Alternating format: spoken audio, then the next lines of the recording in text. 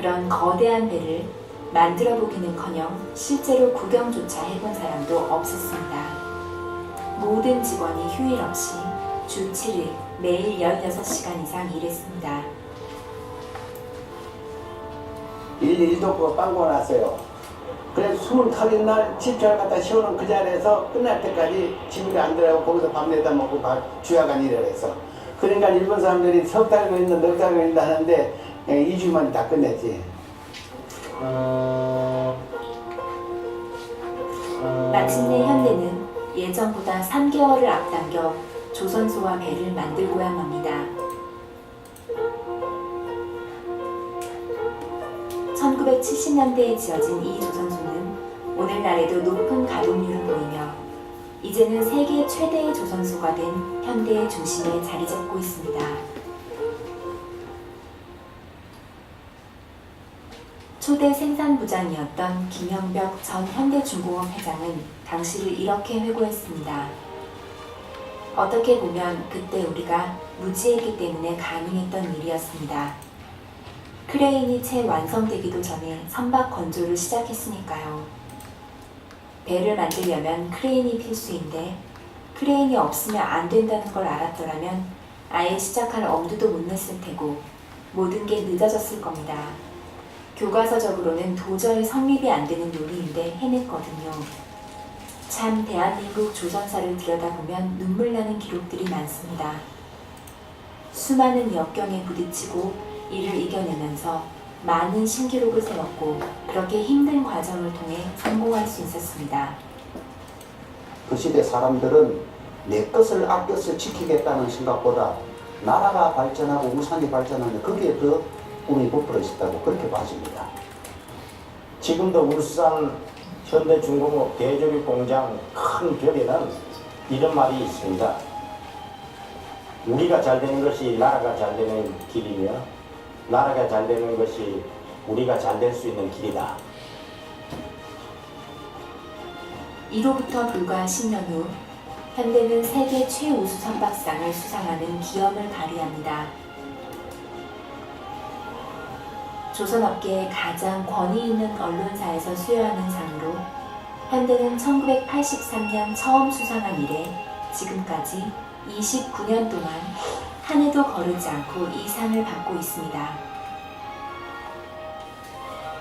현대는 세계 조선업계를 이끄는 명실상부한 글로벌 리더입니다. 한국의 경제 성장을 한강의 기적이라고 표현하지만 나는 경제에는 기적이 있을 수 없다고 확신한다. 한국의 경제 성장은 온 국민의 진취적인 기상, 개척 정신, 열정적인 노력으로 이루어진 것이다.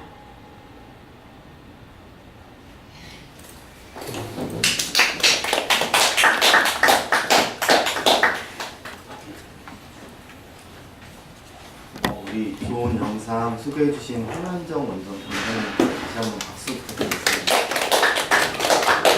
이제 저희 세미나를 진행하겠습니다. 안녕하세요. 저는 오늘 세미나 진행을 맡은 내일명원의 세미나 위원장 이동규입니다. 반갑습니다. 세미나 시작에 앞서서 영상에 대한 그 말씀 그래도 좀 해주시면 더 좋지 않을까요? 네. 요즘 이제 그 젊은 분들이 역사에 대한 교육을 많이 안 하시고 이제 이렇게 성장이 되셨잖아요. 저희는 이제 시험 때문에도 해야 되는 세대였는데 과거의 이야기가 왜 필요하냐, 역사라는 건 이미 지나간 건데 이런 말씀들을 많이 하시는데요. 저 영상에서 보면 위기의 순간 그 거북선 한 장이 어떤 모티브가 되잖아요. 그래서 이렇게 시간 되실 때마다 제가 하나씩 그 문화에 대한 것도 한번 과거서부터 해서 한번 살펴보시는 시간이 되면 또 어떤 일이 생길 때 많은 도움이 되시지 않을까. 또 저도 또 여기에서 많은 세미나에서 많은 얘기도 듣고 정보도 듣고 또 좋은 시간 가지면 좋을 것 같습니다. 감사합니다. 네, 감사합니다. 오늘 세미나는 내일명원의 10대 어젠다를 위한 브레인스토밍을 하는 자리인데요. 그에 앞서서 정현호 내일명원 대표님께서 발제를 해주시기 이전에 오늘 김대호 소장님께서 함께 해주셨습니다. 소장님 짧게 한 말씀만 좀 부탁드리겠습니다. 박수 부탁드립니다. 사실 오늘 하는 일이 그 정주영 회장이 저 조선소도 없이 그 26만 톤급 유조선을 만들겠다는 거하고 비슷한 거예요. 들이. 그래서 그만큼 무모할 수도 있고요. 또 그만큼 대단한 어떤 열정이 필요한 일이거든요. 오늘 마침 이제 이렇게 저도 사실은 저걸 보면서 또 이쪽 가슴이 벅차오네요. 그리고 오늘 또 이제 그 일을 갖다가 이렇게 정치와 정책 분야에서 이제 그 일을 갖다 하겠다는 사람들이 이렇게 모여 있으니까 그리고 거기에 제가 지금 일종의 저기 이 조언을 갖다가 그 조언을 해야 될 사명을 띠고 왔지 않습니까? 그래서 좀 영광입니다. 오늘 좋은 자리 됐으면 좋겠습니다. 저희 이 발제하신 후에 자연스럽게 호응하는 시간 갖도록 하겠습니다. 박수로서 정 대표님 앞으로 모시겠습니다. 이걸 먼저 쓸게요. 네, 안녕하세요. 내일을 위한 오늘의 운영위원장이자 대표인 정일호입니다. 우리 이제 올해 목표를 잡았는데요. 올해 한 10월에는 우리 내일을 위한 오늘의 10대 어젠다를 한번 책으로 발표해보자라고 했습니다.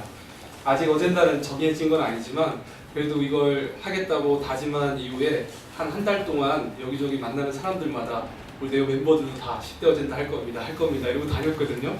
근데 그 얘기 할 때마다 주변 사람들이 이렇게 조언들을 줬는데 그 조언들을 좀 묶어서 그 느낀 감정, 그 다음에 우리의 방향, 이렇게 해야겠다 이런 생각이 들었습니다. 그거에 대한 발표를 하겠습니다. 예. 집필을 저희가 하거나 또는 고민을 할 때 저는 딱 이렇게 갔으면 좋겠어요. 청년의 관점에서 기성세대가 모를 수 있는 문제를 솔직하게 그리고 패기 있게 이야기하자. 그리고 그 안에 우리의 고민이 충분히 담겨있다고 느끼게 하면 된다.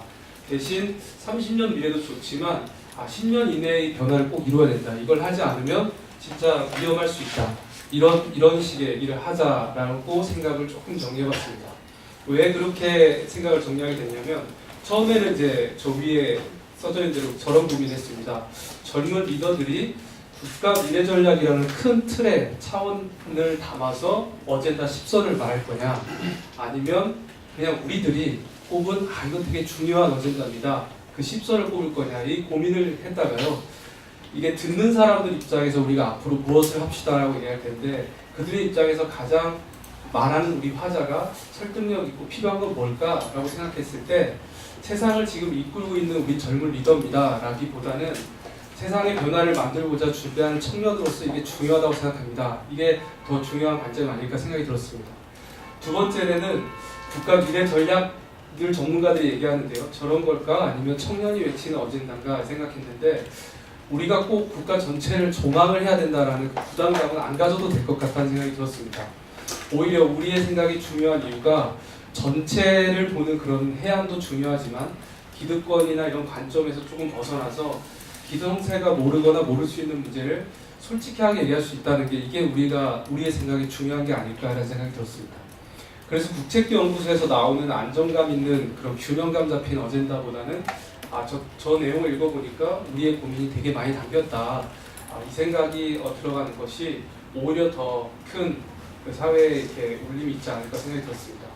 그리고 시간의 범위도 30년 미래를 우리가 볼 거냐 아니면 10년이 되냐 이런 생각을 했는데 지난번 토크 콘서트 때 김세현 의원이 아젠다 2050이라는 내용을 발표를 해줬습니다. 그때 우리도 들었지만 굉장히 먼 미래는 자칫 잘못하면 이렇게 공감대도 안 일어나고 또 그리고 너무 이렇게 미래 얘기만 할 수 있어서 지금 반드시 개혁하지 않으면 안 되는 이야기를 찾아야겠다는 생각이 들었습니다. 그래서 잘 다듬어진 어젠다보다는 치즈나 솔직한 어젠다를 우리가 꼭 찾아보자. 그리고 가급적 10년 이내. 그래서 청년의 관점에서 한번 만들어보자. 이렇게 정리를 해봤습니다. 자, 그런데 이걸 왜 우리가 이 작업을 해야 되느냐도 중요하다는 생각이 들었는데요. 뭐뭐함으로써 뭐뭐하자. 이게 이제 어떻게 기여해서 어떤 임팩트를 낳자. 이런 선언문이라고 하는데 내용은 짧게 정리해보면 새로운 정책을 고안해서 더 나은 내일을 만들자라는 게 우리의 간단한 이제 사명인 것 같습니다. 저 문구를 이제 앞으로 다듬어야겠지만 간단하게 적어봤고 조금 더 풀어서 보면 지금 우리가 해야 할 일, 또 그리고 반드시 필요한 일을 새로운 정책으로서 제안하고 그래서 더 나은 미래, 내일을 만들자. 이게 이제 우리가 추구하는 바가 아닌가 싶어서 그러기 위해서는 어젠다 10선 같은 것을 발굴하는 게 우리의 시그니처 어떤 그런 액션 또는 행동 준비일 거라는 생각이 들었습니다. 그래서 이제 고민해봤는데 어떤 나라의 비전을 상상해봐야 될까 했을 때 비전을 찾는 데 한 3가지 방법이 있더라고요. 가치를 중심으로 찾는 것도 있고 또는 어떤 이상적인 모델로 찾는 것도 있고 또 다른 방법도 있습니다. 근데 아시아의 스위스, 새로운 나라 한국 이렇게 생각해봤는데 스위스 하면 여러분 떠오르시는 생각도 있을 거예요. 청정한 나라, 그리고 깨끗한 나라, 그리고 다보스 포럼과 같은 새로운 지식을 고민하는 나라, 그 주변의 강대국으로부터 굉장한 그 중립을 잘 지키는 나라, 이런 생각을 해서 좀 가장 와닿는 것들을 찾아봤습니다. 이것도 이제 조언을 이제 받은 것들입니다. 그런데 이제 왜 이걸 생각했냐 하면 이제 2050년이 되긴 될 겁니다. 그러면 30년 뒤인데 30년 미래를 이제 어젠다 고민하지 말자고 했지만 그래도 장기적인 어떤 생각을 갖고 현재 10년 안에 해야 할 걸 생각해야 되잖아요. 그렇게 생각했을 때 30년 미래는 뭔가 한반도 전체를 하나로 그 만든 새로운 나라라는 그 비전 아래서 지금부터 우리가 해야 할 일들을 찾아보면 어떨까 이런 생각이 들었습니다. 그래서 6가지의 이제 세부 비전을 좀 쪼개봤는데 하나는 좀 청정한 나라였으면 좋겠다. 그게 기후변화 관련된 어젠다를 저기서 반드시 한번 다루자. 두 번째는 우리나라가 좀 평화를 중심으로 나아가는 나라이길 좀 바랬습니다. 그래서 일본이나 중국, 러시아 사이에서 평화를 가장 잘 주장할 수 있는 나라의 모습 그리고 그 사상을 좀 퍼뜨려보자. 그러기 위해서 개혁해야 될 것들도 저기 안에 좀 담아보자. 세 번째로는 문화 강국입니다. 오래전부터 꿈꿨던 문화의 그 강국인데 여기에서 굉장히 많은 프레임이 필요할 것 같아요. 문화 강국이라는 게 우리는 하나의 그런 분야라고 생각도 할 수 있지만 지금 우리 생각하고 있는 모든 것들이 문화의 영향을 받는다고 생각해보면 어떤 문화를 설계할 거냐도 굉장히 중요한 화두이겠다 생각이 들었습니다. 그리고 동아시아 내에서도 한국이 가장 그 평화를 잘 얘기하면서 동시에 그런 문화를 아시아에서 얘기할 수 있을 거라는 기대가 좀 있었습니다. 네 번째로는 결국 경제와 교육과 관련된 내용입니다. 대한민국이 그런 새로운 산업혁명이든 또 경제적 어떤 체질 전환을 만들 때 최대한 다른 나라보다 좀 빨리 앞서 나가는 경제 체질이었으면 좋겠다는 생각이 들었습니다. 그러기 위해서 바꿔야 될 것들을 좀 담자. 그리고 그러기 위해서는 교육에 대한 내용도 바뀌어야겠다. 그런데 그 교육이 지금까지는 어떤 교육 구조나 체계들을 얘기했지만 이제는 한 명 한 명 개개인의 학습의 변화를 만드는 그런 설계도 고민이 필요하지 않겠나 이런 생각이 들었습니다. 그렇게 해야지만 새로운 경제나 경쟁력 있는 산업에 다양한 인재들이 흘러 들어가서 거기서 일을 하고 새로운 나라를 만들고 그럴 수 있지 않겠나 생각이 들었습니다. 다섯 번째는 뭔가 금융의 역할의 변화를 꼭 만들었으면 좋겠다는 생각이 들었습니다. 지금 대한민국 금융이 거의 그 전당포처럼 돈을 꿔주고 이자를 받는 수준에 지나지 않나. 그러려면 저 금융을 최대한 이렇게 좀 바꿔서 대한민국 경쟁력이 올라가게 돈이 잘 흘러 들어가고 필요한 곳에 투자되고 좀 그렇게 바꾸자.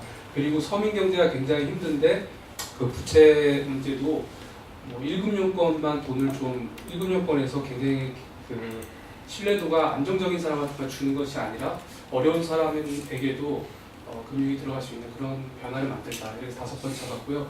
6번째는 이런 그 여러 영역의 변화를 만들어가는 데 있어서 공공 분야가 그 변화를 만드는데 거버넌스 역할을 하도록 좀 해야 되지 않겠나 이런 생각이 들었습니다. 그러기 위해서는 뭐 공공의 변화도 필요할 거고 정치의 개혁도 필요할 것이라고 생각이 좀 들었습니다. 세부 비전을 저렇게 잡았는데요. 저에 따라 나오는 이제 어젠다들이 여러 가지가 있을 거라는 생각이 들었습니다. 자, 이게 그냥 간단한 구상 정도인데 아마 우리가 지금 이제 아이디어를 모으면서 과연 저 비전이어야 하는가에 대한 생각도 의견이 다를 수 있고 또 우리가 반드시 달성해야 할 국가 목표가 저 6가지에 맞아 들어가느냐에 대해서도 다를 수 있을 거라는 생각이 듭니다. 그것도 좀 토론을 좀 해나갔으면 좋겠습니다. 땀을 엄청 많이 흘리고 있어요. 더운 것 같습니다. 자, 근데 그럼 어떻게 할 거냐, 이 참고 사례를 좀 이렇게 가져와 봤습니다. 이 참고 사례는 우리 김대호 소장님께서 연구하신 것을 보고, 이게 비전을 세울 때, 이 현상에 대한 진단과 솔루션을 잘 설계해야 되는구나, 그걸 좀 이해할 수 있었는데요. 그거에 대한 자료입니다. 땀을 좀 닦고. 그 노무현 정부 때 비전 2030이라는 책을 발간했습니다. 당시 전문가들이 이제 참여했는데요. 여기에 표를 보시면 함께 가는 희망 건설이라고 해놓고 3대 목표로는 혁신적이고 활력 있는 경제, 그리고 두 번째는 안전하고 기회가 보장되는 사회, 세 번째는 품격 있는 국가였습니다. 그에 따른 5대 전략을 저렇게 만들었었는데 그러면서 좀 굉장히 자세하게 했습니다. 근로자들에게는 고용 보장과 근로환경 개선, 직업 능력 개발, 재취업 활성화를 주요 과제로 해서 관련 지표들을 굉장히 자세하게 보여줬고, 또 기업에게는 기업 규제 완화, 협력적 국가 관계, 기술 향상, 대중적 상생의 주요 과제, 이에 따른 또 예산과 정확한 이제 목표들을 좀 넣습니다. 근데 이제 당시에 왜 이런 비전과 전략을 도출했는가에 대한 이해를 하는 것이 좀 중요한데요. 그 얘기를 좀 제가 뒤에서 하고, 또 세 번째로는 사회복지 선진화를 이루기 위해서 건강보험 보장성, 노인수발보험, 근로장려세제 이런 것들을 좀 개혁하자, 이렇게 좀 잡았고요. 성장기반 강화를 위해서는 R&D 투자, 초중등교육, 고등교육, 평생교육 등에 투자하자. 그다음에 세계화를 위해 외교통일에 투자하자. 이렇게 적었습니다. 그리고 저 비전을 달성하는데 총 1,100조 원이 든다. 2030년까지 설계를 좀 잡았었습니다. 굉장히 자세하게 이제 했었습니다. 그리고 저 비전에 따라서 문재인 정부 들어서 2045 비전이라는 책들이 지금 발간되고 있는데, 인사미래 비전이 있고요. 여기에서는 우리나라 정부 부처를 어떻게 개혁할 것인가, 과거 조선시대부터 이렇게 쭉 분석해서 이제 미래에 맞는 설계를 이제 합니다. 거기에 이제 자료들을 보시면 이렇게 어떤 일자리 만들 거고, 어떤 이제 선발을 어떻게 할 거고, 어떻게 인재 양성할 건가 관련돼 있는데, 여기 잘 어떤 인재 선발할 거냐 이렇게 보면 융복한평 테크노크라트의 확대, 빅데이터 전문가 프로그래머 이런 게 많습니다. 기술정책 집행관 확대 이런 것도 보다시피 변화하는 미래에 맞게 정부의 거버넌스를 바꾸자, 이런 내용들입니다. 또 하나는 경찰 미래 비전도 있습니다. 2045년도에 변화하는 사회 환경에 맞게 범죄도 새롭게 증폭하니까 정예경찰, 과학경찰, 시민경찰을 만들자, 이런 비전을 가지고 설계를 했고요. 국토비전 2045도 이번에 나왔더라고요. 되게 잘 돼 있습니다. 이렇게 상상이 실현되는 스마트 국토, 이렇게 해서 유라시아 허브도 되자, 스마트 도시가 되자, 스마트 주택이 되자, 운전으로부터 해방하자, 이런 비전과, 두 번째 또 미래는 안전하고 회복력 있는 도시를 만들자 해서 재난 사고에 대해서 예방체계가 작동하고, 에너지 자립형 도시, 스트레스 없는 생활, 친환경 도사고 이런 것도 있습니다. 그 세 번째 국토는 더불어 사는 포용 사회, 이렇게 해서요. 도농 성장 균형 국토 이렇게 나와 있기도 합니다. 그 다음에 여기는 오감 만족 즐거운 생활, 이렇게 해서 체감형 디지털 문화 공간들을 만든다. 또 문화자산 기술의 행복한 공간을 만든다. 그리고 모빌리티를 다양화해서 사람의 이동성을 강화한다. 이런 내용들이 담겨 있습니다. 이렇게 지금 2045의 비전이 노무현 정부 때 나온 2030 비전에 이어서 이렇게 나오고 있고, 미래 사회를 다룬 내용들입니다. 그러기 위해서 지금 필요한 게 무엇이냐, 이 고민도 좀 필요할 텐데, 그런 내용도 담겨 있긴 하지만 우리가 또 외쳐야 할 고민도 있는 것 같습니다. 자, 이게 현재 정부에서 고민했던 거고, 자, 그러면 과거에 김영삼, 김대중, 노무현 정부 때 갖고 있었던 대외 인식, 그 다음에 역사관 이런 것도 있었고, 국가 비전과 목표 지표들이 있었는데, 잘 아시다시피 김영삼 정부 때는 세계화 시대가 열렸다라고 봤기 때문에 신한국 창조라는 이 비전을 가지고 이렇게 국정 지표를 짰습니다. 그래서 신한국 창조, 깨끗한 정부, 부패 척결 이런 비전이었던 거죠.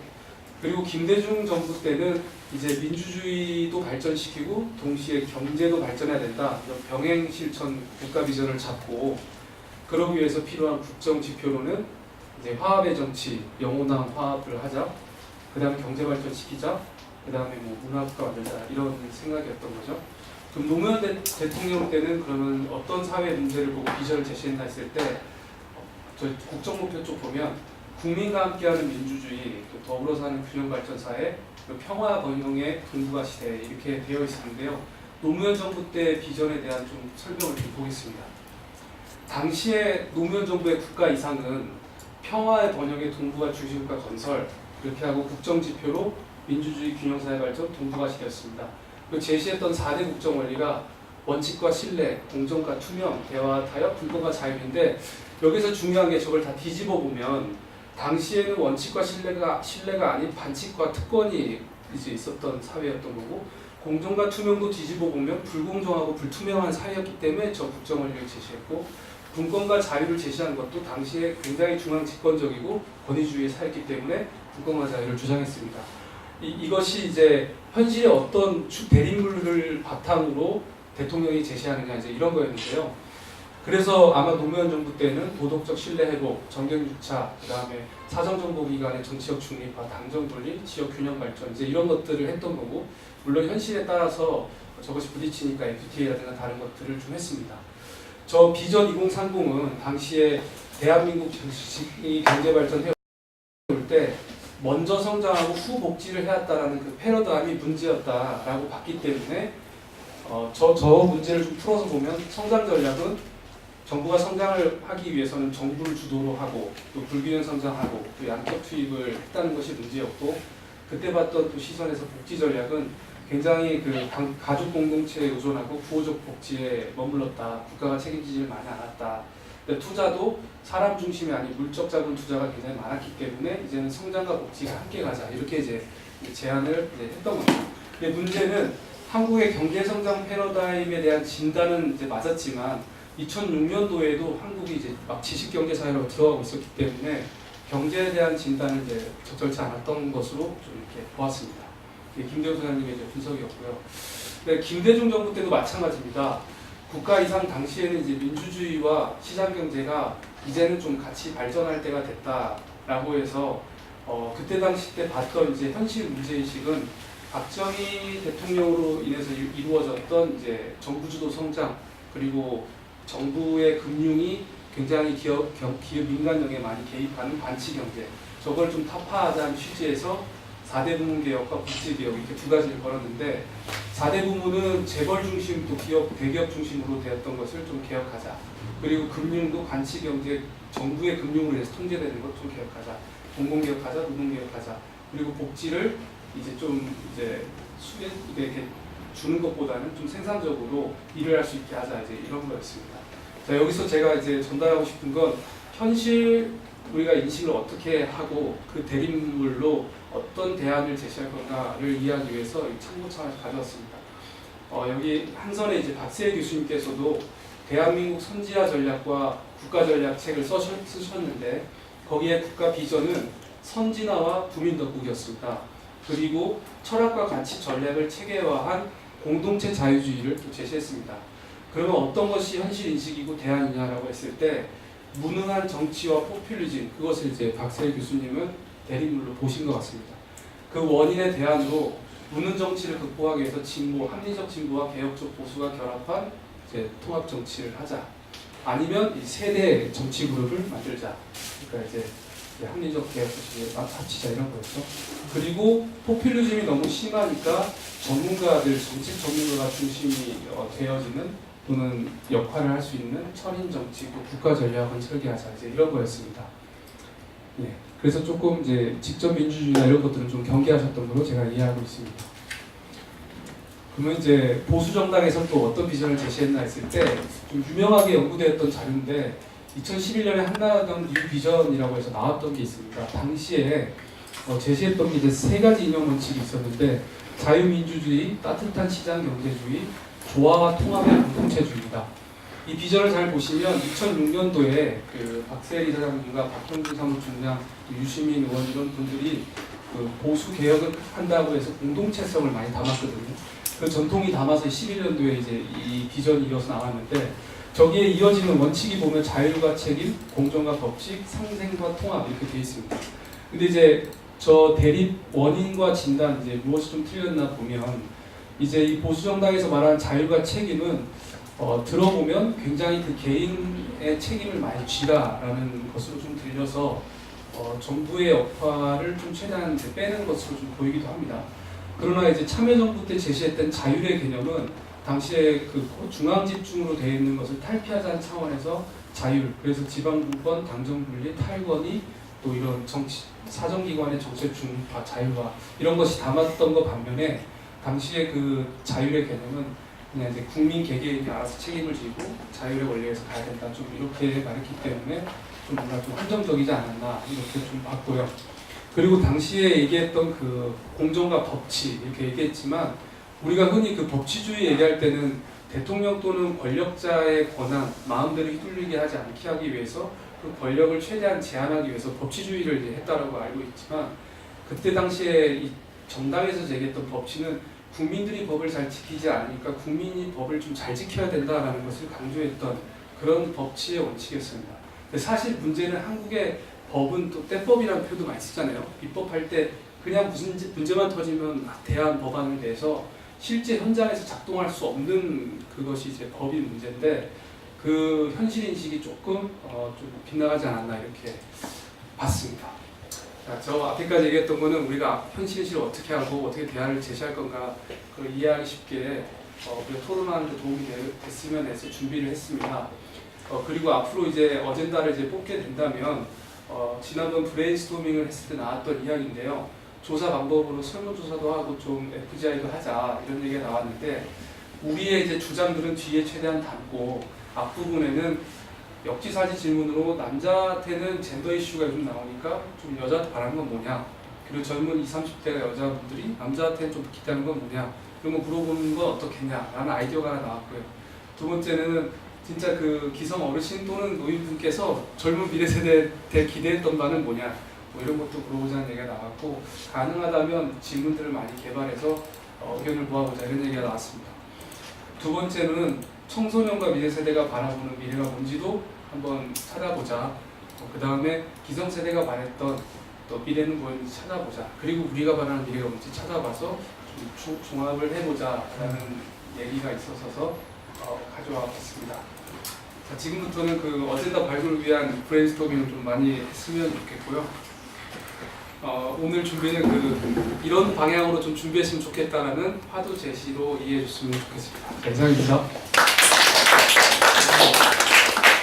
당시에 이어서 김 변호사님께서 바로 한 말씀 바로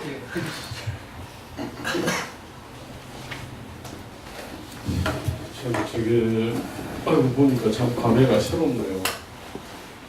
저 책에 제가 노무현 이후하고 저거 책을 쓰면서 거기서 이제 뭐 아까 비전 2030 해가지고 뭐 이걸 갖다가 자세히 들어봤어요.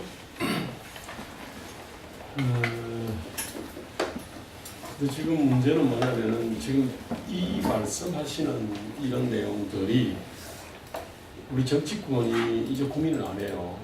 사실 모든 거는 과학기술은 계속 변화가 되거든요. 스마트폰도 우리가 들고 있는 스마트폰도 이렇게 계속 진화 발전하는데 정치 이념, 그 다음에 정치 행태, 정치 리더십은 사실은 제가 볼 때 퇴행하는 것 같습니다. 제가 볼 때. 가만히 보면은 그러니까 퇴행하기 때문에 아마 지금 굉장히 새로운 얘기로 들릴 겁니다. 사실. 저도 이제 저런 거를 갖다가 책으로 써먹고 나서 지금은 현실 정치는 저 고민의 수준이 굉장히 지금 뒤로 가버리고 낮아져 버렸거든요. 그래서 좀 저걸 보면서 저도 참 감회가 새로운데 이 큰 역사를 보면은 나라를 빼앗기고 보리고개를 갖다가 경험을 하고 그 했던 그 세대들의 훨씬 그 본질적 고민들을 많이 해요. 전쟁을 해봤던 사람들은 굉장히 사고방식이 실용주의입니다. 이념이라든지 그 이성계와 정도전도 혁명을 했던 사람이지 않습니까? 그죠? 그러니까 이제 그 당시 상무정신 뭐 이런 것부터 해가지고 굉장히 사고방식이 실용적이었어요. 그런데 이제 그 뒤로 이제 안정된 상황에 태어난 조광조는 그렇지 않았잖아요. 여진족 토벌하러 갈 때도 뭐 기습 공격하려니까 뭐 장군이 그 기습 공격하면 안 된다. 뭐 당당하게 부짓고 나서 말해야 된다. 이게 근데 이런 시기였거든. 지금 사실은 우리 정치를 주도하는 사람들이 그 조광조와 비슷하대요. 이게 전쟁도 겪지도 않았고 보리고개도 경험하지 않았고 당군 일에 가장 어떤 기회들을 많이 누렸고 그러다 보니까 경제의 핵심 문제는 이 분배 내지는 불공정의 문제. 근데 이제 이렇게 보는 겁니다. 그러면서 한국 사회 핵심 과제를 뭐라 그러냐면 불평등 양극화라고 이해해요. 그 다음 일자리 문제는 조원 일자리가 문제다라고 얘기합니다. 이게 지금 현재 문재인 정부와 더불어민주당을 지배하는 문제의식이에요. 이게. 자, 어쨌든 간에 이제 그렇게 이제 대응을 했습니다. 그 지금 쭉 발표를 하셨는데, 제가 볼 때 가장 결여된 부분이 뭐냐면은 비전이라는 거는 from to입니다, 사실은. to 자체는 좋은 말 대잔치 할 수 있지 않습니까? 그죠? 뭐 희망 한국에다가 뭐 다이내믹 코리아다 무슨 뭐 민주주의 시장 경제 만 가지 그 좋은 얘기 다 할 수 있습니다. 그죠? 그거 금방 만들어낼 수 있습니다. 그런 것들은. 그죠? 근데 문제는 이게 프롬인데 어디에서 출발하느냐. 이거 그럼 현실을 분석을 해야 돼요. 근데 사실은 정말 가장 어려운 거는 현실을 정확하게 분석을 하는 겁니다. 이게 어려워요. 근데 비전 자체는 이렇게 그냥 좋은 말들 그냥 다 갖다 놓으면 됩니다. 그 다음에 저기 그 선진국에서 또 나름대로 또 뭐 비전을 만들 거 아닙니까, 그죠? 뭐 일본도 있을 거예요, 미국도 있고 다 있어. 그냥 거기 있는 내용들을 다 빼가지고 와가지고요, 뭐 딱 그냥 붙여놓으면 그렇대. 그럼 뭐 지금 4차 산업혁명도 나올 거고요, 뭐 안전도 나올 거고, 그 다음에 뭐 자연하고 뭐 어떻게 뭐 조화를 이루고 청정하고 만 가지 얘기 다 할 수 있습니다. 그런데 한국 현실에 대한 이거를 분석을 하지 않아요. 어려우니까. 아니 그래서 여태까지 만든 모든 아까 그 보여주셨던 모든 비전들이 사실은 캐비닛 속에 다 들어가 있습니다. 옛날에는 그래도 꺼내가지고 저 같은 사람은 꺼내가지고도 좀 이거 그래도 이렇게 뭐 분석이라고 했는데 요즘은 그 꺼내가지고 분석하는 사람도 없어요. 아니 그래서 저런 것들이 그 수많은 전문가들이 달라붙어 만들었어요. 근데 그게 살아서 돌아다니지 않습니다. 그 인사 비전 있지 않습니까, 그죠? 그것도 마찬가지일 거예요. 오늘 처음 들었어요. 오늘 어쨌든 고맙습니다. 저는 저 같은 사람이 다 봐야 되는데 아마 제가 보는 사람 없을 거예요. 제가 그 앞에 있는 거 다 마찬가지입니다. 그러니까 왜 죽어버렸냐 하면은 결국 이게 현실에 대한 문제를 갖다가 분석을 하고 그죠? 그에 대한 답을 써야 되는데 문제를 읽지 않고 답을 쓴 거예요. 지금 우리나라의 문제들이 대부분 그런 겁니다. 대선판 벌어져 보세요. 대선에서도 핫 이슈들이 있지 않습니까? 거기에 대해서는 나름대로 뭐 좀 있어요. 읽을 만한 게 있습니다. 그런데 국가 비전 전체는 문제를 읽지 않고 쓴 답입니다. 사실 본질은 아까 마찬가지입니다. 다 문제를 보면 아까 문제는 대립물입니다, 그죠? 근데 그 부분에 대한 규정을 하지 않고 답을 썼기 때문에 의미가 없는 것이 됩니다. 자, 앞에 있는 스위스를 갖다가 얘기를 해가지고 저도 조금 놀랐는데 그 일본 메이지 유신을 했던 그 사람들이 그때 그 사람들이 혁명을 하고 나서 정권의 핵심들 있잖아요. 핵심들하고 그 6살짜리 소녀도 있었고 뭐 11살짜리도 있고 뭐 이리저리 해가지고 100몇 명의 야쿠라 사절단이 이제 1년 8개월인가 1년 9개월을 돌지 않습니까? 그죠? 그때 이제 유럽의 주요국 다 돌았어요. 미국도 이제 돌았지 않습니까? 그러니까 이제 이 사람들이 그 유럽을 그 1870몇 년, 71년인가 72년인가 그쯤 되죠. 그 당시 이제 원래 일본이 그 조선보다는 훨씬 선진사회였습니다. 어쨌든 그럼에도 불구하고 유럽, 미국에는 비교할 바가 안 됐는데 이 사람들이 야쿠르 사진단들이 쫙 보니까 그냥 안목이 확 튄 거예요. 그러면서 얼마나 자신들이 우물한 개구리인지 이걸 느낀 겁니다. 그때 이제 1873년에 그때 정한론 분장이 있었고 그 당시에 메이지 유신 때 그 당시 그 무력을 갖다가 이렇게 그 쥐고 있던 사람이 있었지 않습니까, 그죠? 그 이름이 누구죠? 그 뭐죠? 그 메이지 유신의 삼거리, 유신 삼거리 있지 않습니까, 그죠? 그 전에 거기서 무력을 갖다가 쥐고 있던 이 사람은 유럽과 미국을 보지를 못했어요. 그러니까 이제 이 사람은 이제 지금 우리가 저기 조선을 정벌하자라고 했던데 유럽, 미국을 보고 있는 사람들은 다 돌아와서 말렸잖아요. 이게. 그리고 그때 그 사람들이 이제 쭉 돌면서 스위스에 대해 가지고 굉장히 높이 평가를 합니다. 제 얘기는요, 사실은 100마리 말보다 선진지를 갖다가 딱 그냥 돌아보면은 한국이 무엇이 문제인지, 한국이 어디로 가야 되는지가 이게 탁 사실 들어옵니다. 사실. 지금 대한민국은 기업이라든지 뭐 이런 하는 사람들은 이 어쨌든 글로벌하게 이제 이렇게 하니까 안목이 치여 있어요. 근데 정치는 로컬 사업이지 않습니까, 그죠? 그러다 보니까 지금 이제 대한민국은 국가가 틀어지고 있는 것이 너무나 많은 나라입니다, 사실은.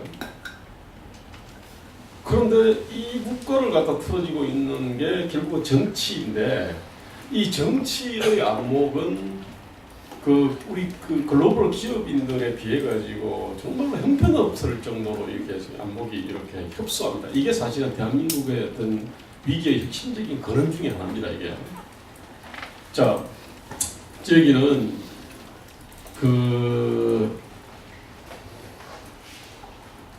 우리가 적절한 어떤 벤치마킹 국가 있지 않습니까? 과거에는 원래 미국, 일본이었는데 최근에 2010년 전후에서 스웨덴이 떠올랐어요. 스웨덴 떠오르고 나서 1, 2년 뒤에 독일이 이렇게 됐습니다, 그죠? 그리고 나서 지금은 이제 주춤해요, 사실은. 왜? 그 나라들하고 우리나라들하고 체질이 너무 다르거든, 사실은. 조건이. 근데 그런 점에서 제가 볼 때 가장 배울 만한 나라는 스위스가 맞아요. 근데 스위스에서 뭘 배울 거냐, 그 부분에 대해서는 보니까 좀 포인트를 잘 못 잡은 게 참 많은 것 같아요. 그럼 다음에 얘기할 기회가 있으면 될 텐데, 어쨌든 비전을 얘기하려면요, 그냥 벤치마킹 할 만한 그 나라 하나 있지 않습니까, 그죠? 그 나라를 갖다가 그냥 보고 와가지고요, 그것도 아는 만큼 보기 때문에 그냥 간다 그래가지고 봅니다. 많이 어느 정도 해가지고 이제 제대로 딱 배우고 와가지고 그러면은 이제 마치 이아쿠라 사절단이 당시 그 일본 사람들에 대해 가지고 압도적으로 사실은 안목이 있었지 않습니까, 그죠? 그러니까 그 사람들이 결국은 일본을 끌어나갔거든요. 지금 마찬가지로 저는 스위스는 정말로 이게 우리가 벤치마킹 할 만한 국가입니다. 그리고 그걸 보면은 대한민국의 미래 비전을 얘기를 할 수가 있어요. 미래 비전 얘기할 때는 구체적인 현실 문제에 대해 가지고 이 원인이 뭐고 이걸 어떤 방향으로 이렇게 고쳐야 되는지에 대한 얘기를 갖다가 할 수 있어야 되는 거거든요.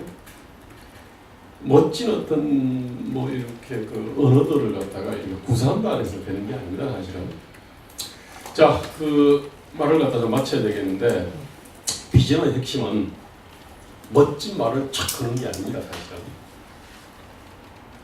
현실에 대한 정확한 분석이에요. 근데 이게 이거 굉장히 어렵습니다. 사실 정치, 경제, 사회, 문화, 과학, 기술, 그다음에 지정학적 조건과 자연환경, 이거 어떻게 합니까, 이게? 그렇기 때문에 청년의 시각에서 문제를 갖다가 규정을 해야 됩니다. 자, 그리고 이제 이거를 갖다가 어떻게 이제 그 방향이 나와야 될 거 아닙니까, 그죠? 그 다음에 그에 따른 어떤 전략이 나올 거 아닙니까, 그죠? 그러니까 이런 식으로 문제를 좀 좁히는 것이 좋을 것 같아요. 이 전체적 그 비전 전략은 이거는 정말 청년 수준에서 할 수 있는 게 아니고 이거는 정말 수백 수천 명의 어떤 전문가와 이렇게 그런 커뮤니케이션들이 있지 않습니까? 그걸 통해 가지고 그것의 어떤 종합으로서 사실 나와야 되는 겁니다. 우리 대한민국 이거 잘 안 되고 있습니다. 이게 지금은 옛날에는 시도라도 했는데 지금은 이제는 그것이 왜 필요한지조차도 이제 까먹어 버렸어요. 그만큼 뒤로 갔다는 얘기인데 자 어쨌든 청년 그래야 되는 거고 그 다음에 뭐니 해도 우리가 후발주자는 정말 따라 배울 만한 어떤 이 선진지 있잖아요. 선진국 그거를 갖다 잘 잡아가지고 그거를 갖다 잘 배워오면은 그러면은 그 설득력 있고 그 다음에 아주 그 경관 비전을 구축할 수 있을 것 같다는 생각이 들어요. 그 부서가 없는데 그 나중에 기회 있으면 말씀드릴게요.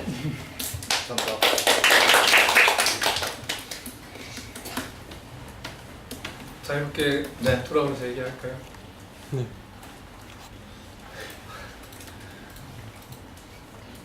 이경 선생님.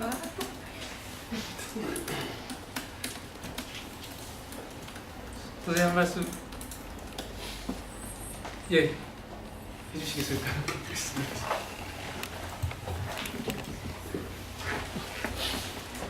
저는 실은 정책이나 이런 거에 관심이 있는 사람은 아닌데요.